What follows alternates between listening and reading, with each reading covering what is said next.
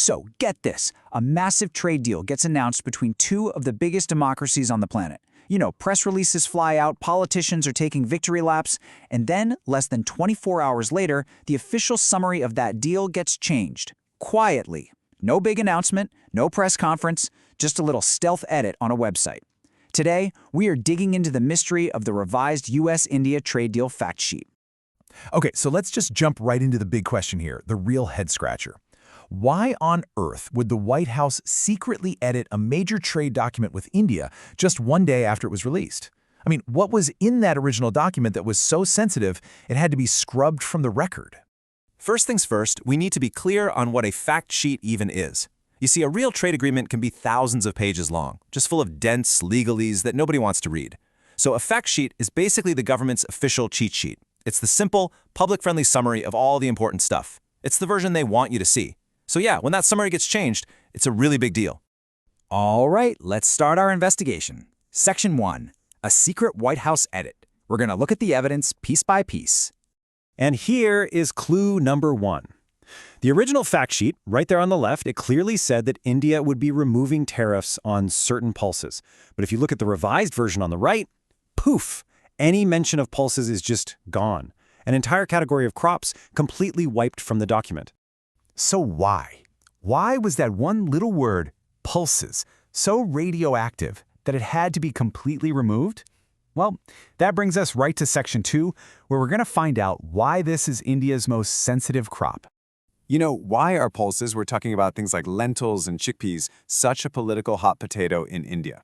Well, for one, India is both the world's biggest producer and the biggest consumer of them. The livelihoods of literally millions of small farmers depend on this one crop.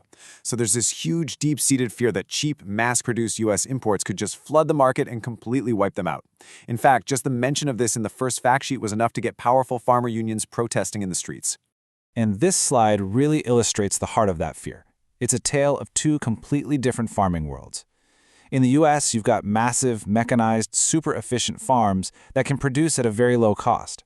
But in India, you're talking about small, fragmented plots of land, often passed down for generations. Their cost of production is just naturally higher. So opening the floodgates to tariff-free American pulses, well, it could be absolutely devastating for them. It's not a level playing field, not even close. But the disappearing crop, that was only half the story. Now we get to Section 3. And what might be an even bigger, more shocking revision, the $500 billion promise. Yeah, $500 billion. That's the amount the original fact sheet claimed India had committed to purchasing from the U.S. Now, to put that into perspective for you, India's total purchases from the U.S. in a whole year are around $40 billion. So this number, it just seemed astronomically impossible right from the get-go. And the way they walked back this massive number all came down to a single word. See, the original said, India committed to purchase. That's a firm, solid promise. But the new version? India intends to purchase. That's a whole lot softer, isn't it? And I know it might seem like we're splitting hairs, but in the world of diplomacy, the difference here is everything. It's night and day. Committed means it's a binding obligation. If you don't do it, there could be real consequences. But intends? That's just an aspiration. It's a goal, a hope for the future. There's no real penalty if it doesn't happen. This one-word change totally defanged the entire promise. Okay, so we have our clues, the vanishing crop and the $500 billion promise that kind of went up in smoke. Now in Section 4, let's put it all together and solve this thing. So why did the White House make these edits? It's actually pretty simple when you lay it all out.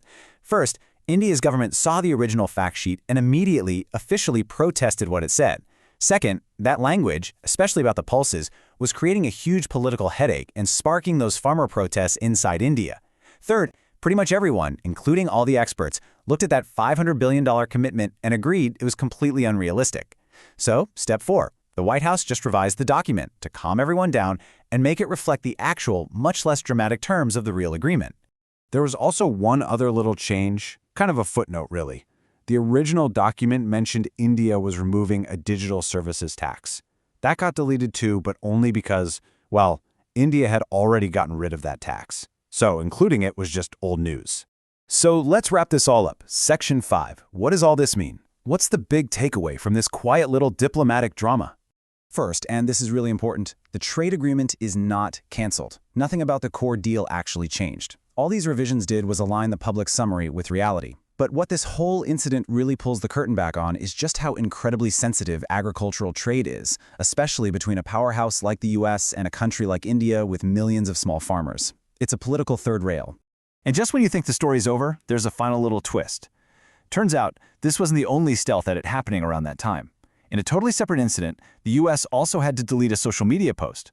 Why? Because it had a map that showed the entire disputed region of Kashmir as part of India, which is a hugely controversial issue.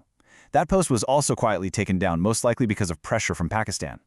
It just goes to show you how carefully every single word and picture has to be managed in that part of the world. So it all leaves us with a really fascinating question to think about. In the world of diplomacy, what really speaks louder? The big, bold promises made in public, or the careful, quiet edits that are made in silence?